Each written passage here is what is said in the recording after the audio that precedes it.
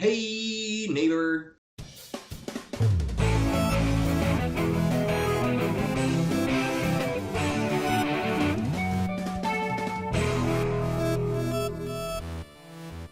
want to get right into your question of the day because it's only really a question of the day that's relevant for such a short period of time in terms of the whole Halloween thing. So, as you know, I live in the Washington, D.C. metro area, and the day before Halloween, the Nationals won the World Series.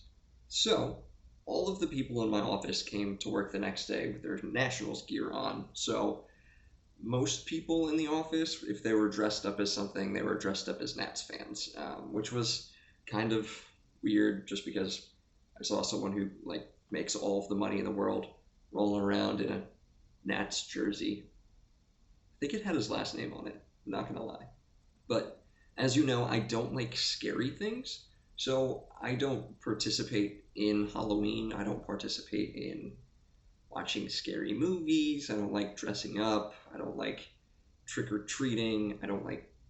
I haven't eaten candy in a while. I'm gonna be honest with you.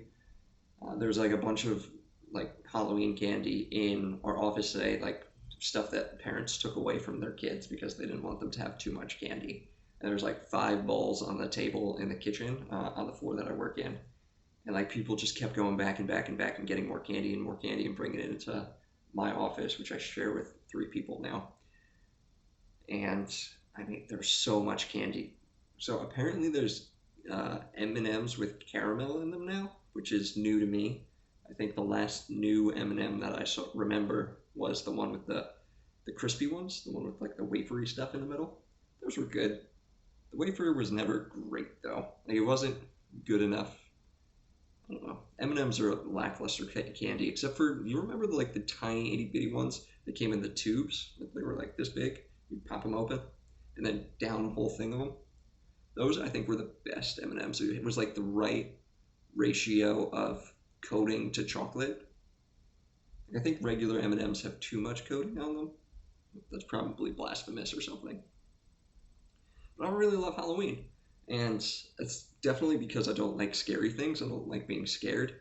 We were playing Call of Duty yesterday or 2 days ago, and my roommate came up. So I wear a headset, and I really focused on the game.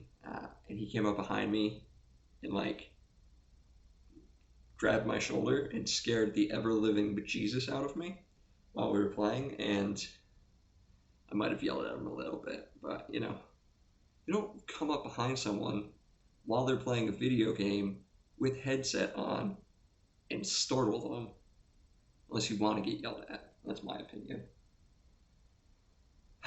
What was I talking about? Oh, I don't like scary things. I think like the only Halloween thing that I like is Halloween Town and Hocus Pocus.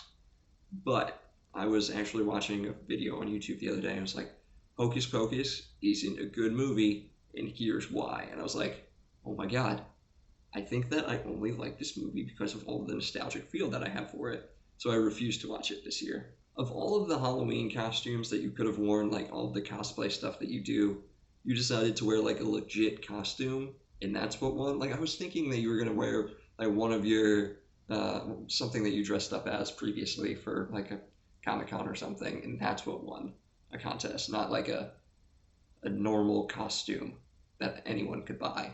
I'm kind of disappointed, but that was a funny video, so you have that going for you. My question of the day is like super far in advance, but I have to do this thing normally pretty far in advance, just because I want my parents to get me the things that I want for the holidays. So, have you started coming up with a Christmas list? What's on it, and what item are you really hoping that Santa brings you this year?